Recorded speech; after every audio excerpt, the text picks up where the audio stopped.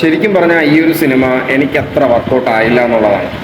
ഞാൻ ഒരുപാട് പ്രതീക്ഷിച്ചിട്ടാണ് ഈ ഒരു സിനിമയ്ക്ക് പോയത് തന്നെ. പക്ഷേ ശരിക്കും നമ്മൾ ഈ കണ്ടുമടുത്ത ഒരു സിനിമയുടെ ഒരു സ്റ്റോറിയാണ് ശരിക്കും.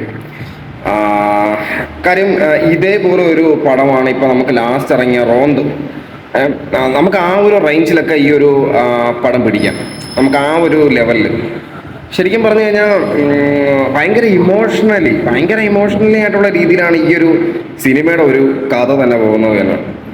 ഭയങ്കര ലാഗ് ഫീൽ ചെയ്യുന്നു. ഒരു ഒരു ക്രൈം ത്രില്ലർ എന്ന് പറയുമ്പോൾ അത് ശരിക്കും ഒരു ത്രില്ലർ മൂഡ് തന്നെ എടുക്കണം. ആ ഒരു ഒരു രീതിയിൽ തന്നെ കാണുന്ന പ്രേക്ഷകനെ പിടിച്ചിരുത്തി കൊണ്ടുപോകുന്ന രീതിയിൽ പടം എടുക്കണം. അല്ലാതെ ക്ലൈമാക്സ് ഓക്കെയാണ്, ബട്ട് എവിടെയും ഒന്നും എന്തോ വർക്കൗട്ട് ആവാത്ത പോലെയുള്ള ഒരു പോക്കാണ് ഈ ഒരു പോകുന്നത്. നമുക്ക് ശരിക്കും പറഞ്ഞു കഴിഞ്ഞാൽ എല്ലാവർക്കും ഈ ഒരു പടം ഇഷ്ടപ്പെടണം എന്നില്ല ഒരിക്കലും. അതങ്ങനെയാണ്, ഇതിൻ്റെ ഒരു സ്റ്റോറി ലെവൽ എന്ന് പറയുന്നത് അങ്ങനെയാണ്. അപ്പോൾ കാണാൻ താല്പര്യമുള്ളവർക്ക് തിയേറ്ററിൽ പോയി ഒരു പടം കാണാം. പടം കണ്ടിട്ടുള്ളവർ പടം എങ്ങനെയുണ്ടെന്നും കമൻറ്റ് ചെയ്യുക.